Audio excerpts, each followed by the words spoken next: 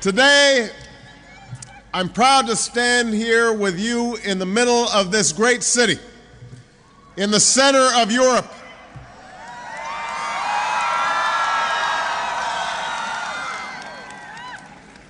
And to paraphrase one of my predecessors, I am also proud to be the man who brought Michelle Obama to Prague.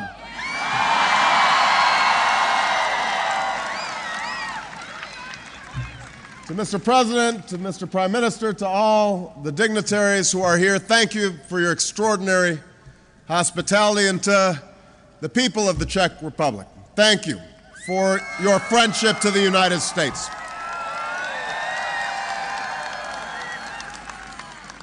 I've learned over many years to appreciate the good company and the good humor of the Czech people in my hometown of Chicago.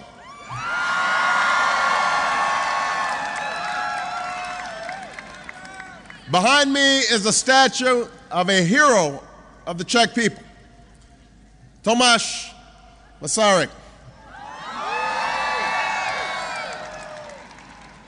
In 1918, after America had pledged its support for Czech independence, Masaryk spoke to a crowd in Chicago that was estimated to be over 100,000.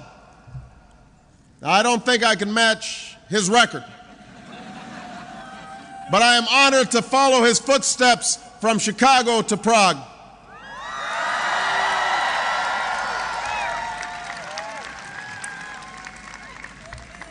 For over 1,000 years, Prague has set itself apart from any other city in any other place. You've known war and peace. You've seen empires rise and fall. You've led revolutions in the arts and science, in politics and in poetry. Through it all, the people of Prague have insisted on pursuing their own path and defining their own destiny. And this city, this golden city, which is both ancient and youthful, stands as a living monument to your unconquerable spirit. When I was born, the world was divided, and our nations were faced with very different circumstances. Few people would have predicted that someone like me would one day become the President of the United States.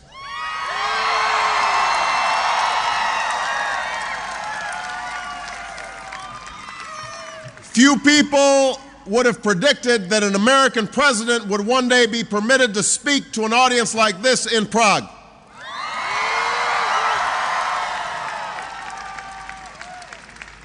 Few would have imagined that the Czech Republic would become a free nation, a member of NATO, a leader of a united Europe.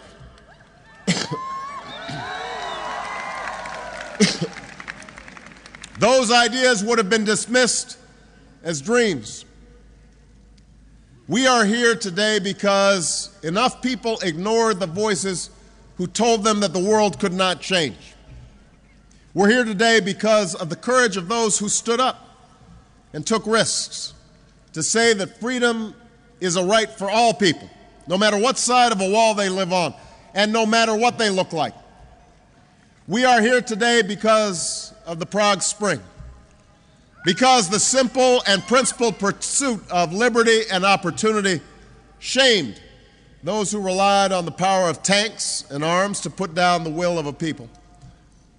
We are here today because 20 years ago, the people of this city took to the streets to claim the promise of a new day and the fundamental human rights that had been denied them for far too long. Sametova revoluce.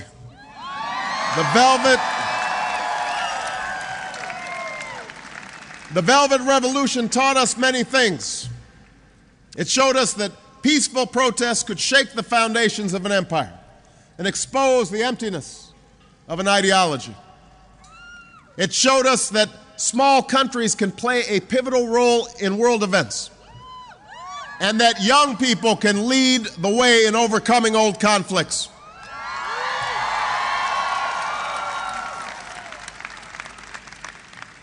And it proved that moral leadership is more powerful than any weapon. And that's why I am speaking to you in the center of a Europe that is peaceful, united, and free. Because ordinary people believed that divisions could be bridged, even when their leaders did not. They believed that walls could come down, that peace could prevail.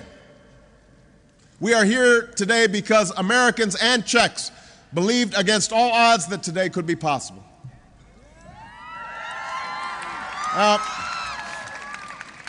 We share this common history, but now this generation, our generation, cannot stand still.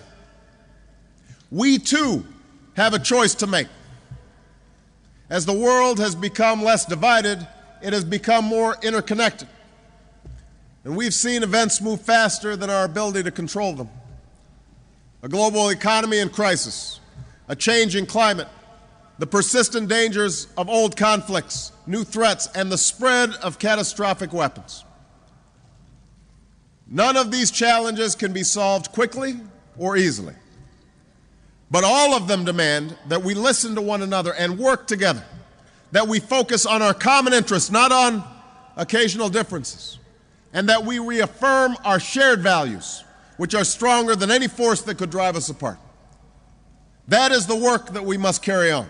That is the work that I've come to Europe to begin.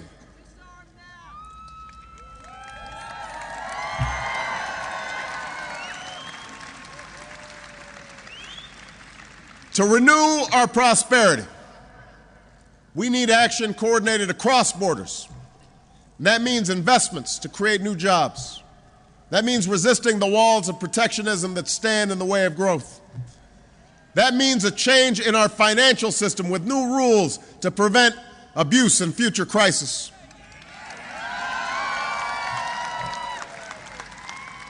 And we have an obligation to our common prosperity and our common humanity to extend a hand to those emerging markets and impoverished people who are suffering the most, even though they may have had very little to do with financial crises.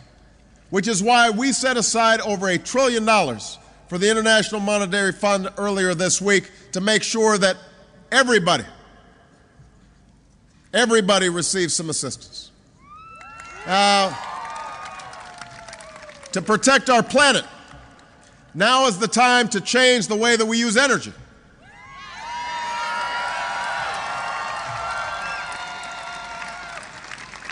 Together we must confront climate change by ending the world's dependence on fossil fuels, by tapping the power of new sources of energy like the wind and sun, and calling upon all nations to do their part. And I pledge to you that in this global effort, the United States is now ready to lead.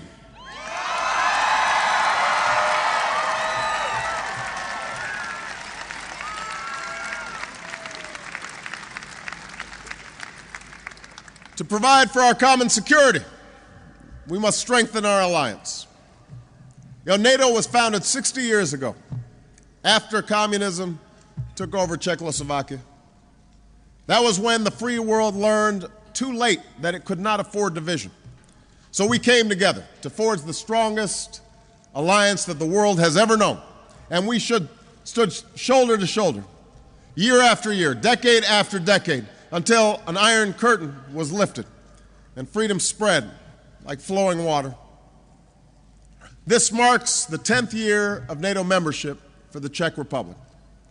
And I know that many times in the 20th century, decisions were made without you at the table. Great powers let you down or determined your destiny without your voice being heard. I'm here to say that the United States will never turn its back on the people of this nation. We are bound by shared values, shared history.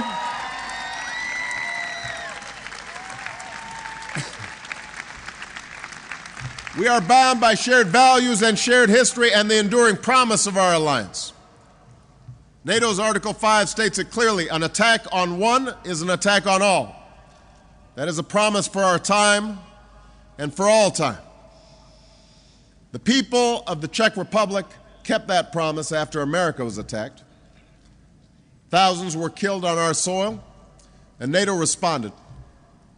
NATO's mission in Afghanistan is fundamental to the safety of people on both sides of the Atlantic. We are targeting the same al-Qaeda terrorists who have struck from New York to London and helping the Afghan people take responsibility for their future. We are demonstrating that free nations can make common cause on behalf of our common security.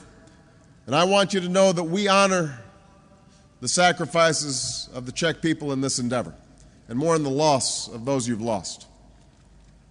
But no alliance can afford to stand still. We must work together as NATO members so that we have contingency plans in place to deal with new threats, wherever they may come from. We must strengthen our cooperation with one another and with other nations and institutions around the world to confront dangers that recognize no borders. And we must pursue constructive relations with Russia on issues of common concern. Now, one of those issues that I'll focus on today is fundamental to the security of our nations and to the peace of the world. That's the future of nuclear weapons in the 21st century. The existence of thousands of nuclear weapons is the most dangerous legacy of the Cold War. No nuclear war was fought between the United States and the Soviet Union, but generations lived with the knowledge that their world could be erased in a single flash of light. Cities like Prague, that existed for centuries, that embodied the beauty and the talent of so much of humanity, would have ceased to exist. Today, the Cold War has disappeared, but thousands of those weapons have not. In a strange turn of history, the threat of global nuclear war has gone down, but the risk of a nuclear attack has gone up. More nations have acquired these weapons. Testing has continued. Black market trade in nuclear secrets and nuclear materials abound. The technology to build a bomb has spread. Terrorists are determined to buy, build, or steal one. Our efforts to contain these dangers are centered on a global non-proliferation regime, but as more people and nations break the rules, we could reach the point where the center cannot hold. Now, understand, this matters to people everywhere. One nuclear weapon exploded in one city, be it New York or Moscow, Islamabad or Mumbai, Tokyo or Tel Aviv, Paris or Prague, could kill hundreds of thousands of people. And no matter where it happens, there is no end to what the consequences might be for our global safety, our security, our society, our economy, to our ultimate survival. Some argue that the spread of these weapons cannot be stopped, cannot be checked, that we are destined to live in a world where more nations and more people possess the ultimate tools of destruction. Such fatalism is a deadly adversary. For if we believe that the spread of nuclear weapons is inevitable, then in some way we are admitting to ourselves that the use of nuclear weapons is inevitable. Now, just as we stood for freedom in the 20th century, we must stand together for the right of people everywhere to live free from fear in the 21st century.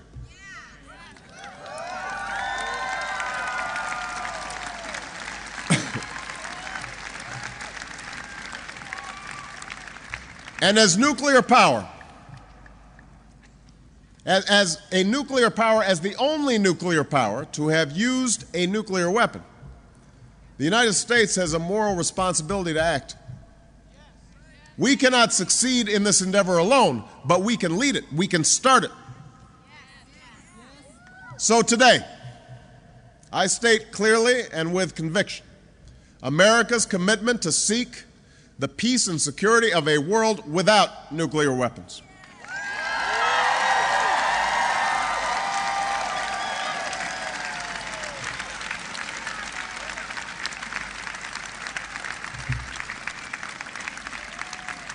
I'm not naive.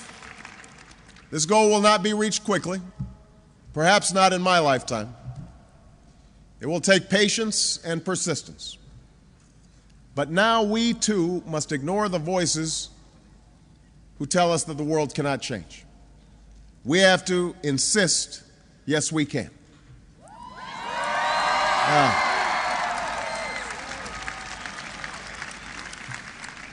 Now let me describe to you the trajectory we need to be on. First, the United States will take concrete steps towards a world without nuclear weapons.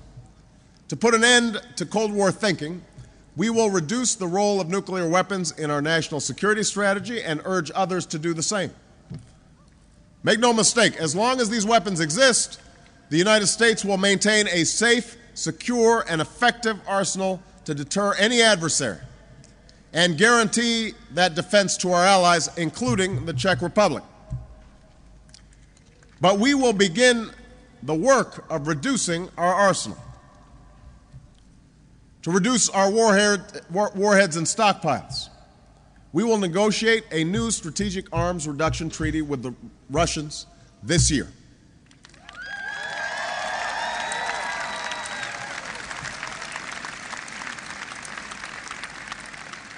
President Medvedev and I began this process in London and will seek a new agreement by the end of this year that is legally binding and sufficiently bold. And this will set the stage for further cuts, and we will seek to include all nuclear weapon states in this endeavor. To achieve a global ban on nuclear testing, my administration will immediately and aggressively pursue U.S. ratification of the Comprehensive Test Ban Treaty.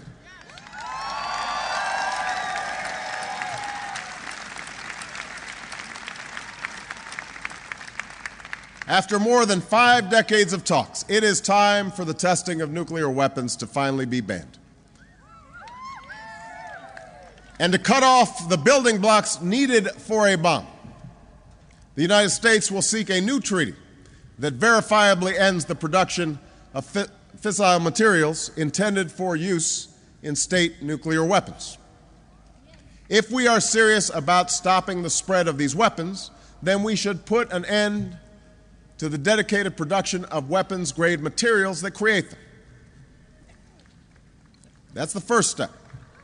Second, together we will strengthen the Nuclear Non-Proliferation Treaty as a basis for cooperation. The basic bargain is sound. Countries with nuclear weapons will move towards disarmament. Countries without nuclear weapons will not acquire them, and all countries can access peaceful nuclear energy.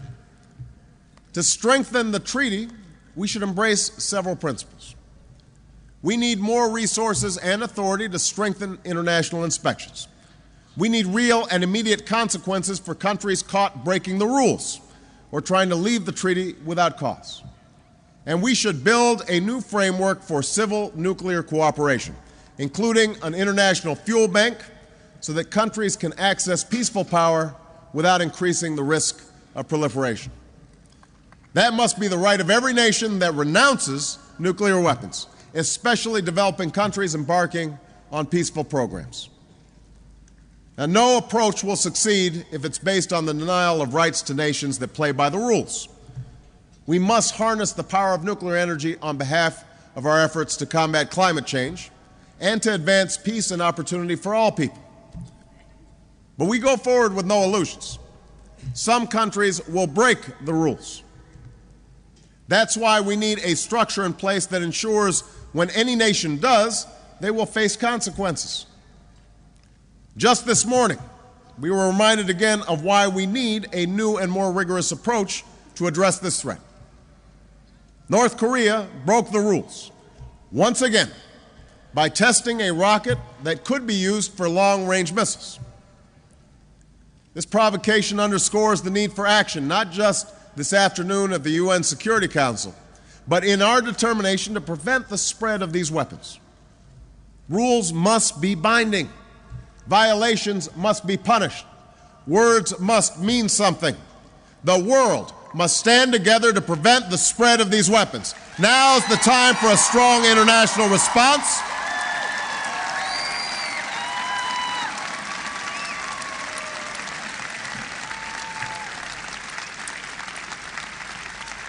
Now is the time for a strong international response, and North Korea must know that the path to security and respect will never come through threats and illegal weapons. All nations must come together to build a stronger global regime. And that's why we must stand shoulder to shoulder to pressure the North Koreans to change course. Iran has yet to build a nuclear weapon. My administration will seek engagement with Iran based on mutual interests and mutual respect. We believe in dialogue.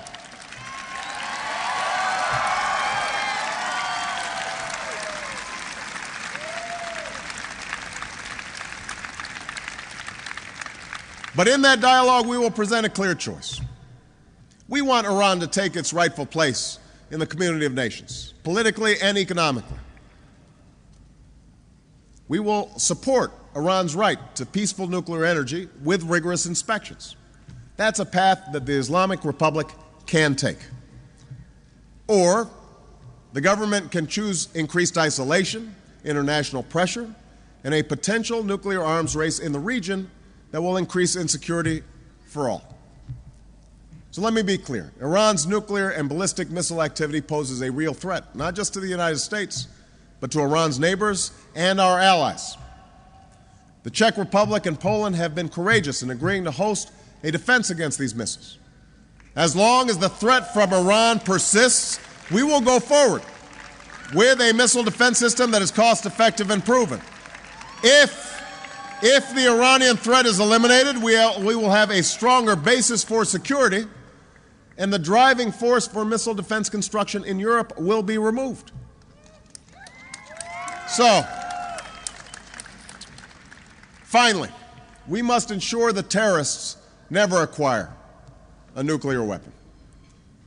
This is the most immediate and extreme threat to global security. One terrorist with one nuclear weapon could unleash massive destruction. Al-Qaeda has said it seeks a bomb and that it would have no problem with using it. And we know that there is unsecured nuclear material across the globe. To protect our people, we must act with a sense of purpose without delay. So today I am announcing a new international effort to secure all vulnerable nuclear material around the world within 4 years. We will set new standards, expand our cooperation with Russia, pursue new partnerships to lock down these sensitive materials. We must also build on our efforts to break up black markets, detect and intercept materials in transit, and use financial tools to disrupt this dangerous trade. Because this threat will be lasting, we should come together to turn efforts such as the Proliferation Security Initiative and the Global Initiative to Combat Nuclear Terrorism into durable international institutions. And we should start by having a global summit on nuclear security that the United States will host within the next year. Now, I know that there are some who will question whether we can act on such a broad agenda. There are those who doubt whether true international cooperation is possible, given the inevitable differences among nations. And there are those who hear talk of a world without nuclear weapons and doubt whether it's worth setting a goal that seems impossible to achieve. But make no mistake, we know where that road leads. When nations and peoples allow themselves to be defined by their differences, the gulf between them widens. When we fail to pursue peace, then it stays forever beyond our grasp. We know the path when we choose fear over hope. To denounce or shrug off a call for cooperation is an easy but also a cowardly thing to do. That's how wars begin. That's where human progress ends. There is violence and injustice in our world that must be confronted. We must confront it not by splitting apart, but by standing together as free nations, as free people. I know that a call to arms can stir the souls of men and women more than a call to lay them down. But that is why the voices for peace and progress must be raised together.